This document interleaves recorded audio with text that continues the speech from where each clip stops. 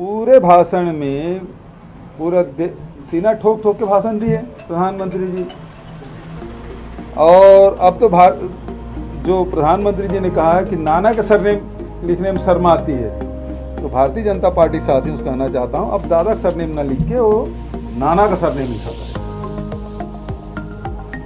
क्योंकि प्रधानमंत्री जी ने कहा है।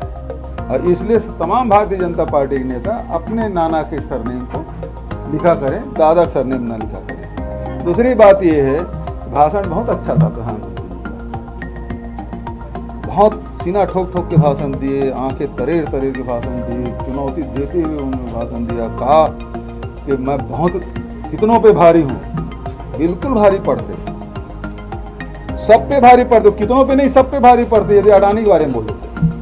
लेकिन अडानी के बारे में उन्होंने कुछ नहीं कहा, तो पता नहीं कितने पे भारी पड़ेंगे। अभी तो लगता है अडानी ही भारी पड़ गया, सब पे सत्ता दल पे अडानी भारी पड़ गया, जिसके कारण से एक शब्द सत्ता पक्ष के लोग एक शब्द नहीं बोल पा रहे हैं। जब भाषण दे रहे थे प्रधानमंत्री जी, केवल गडकरी भर में नहीं सब सफाए, बचा तो सब सफाए।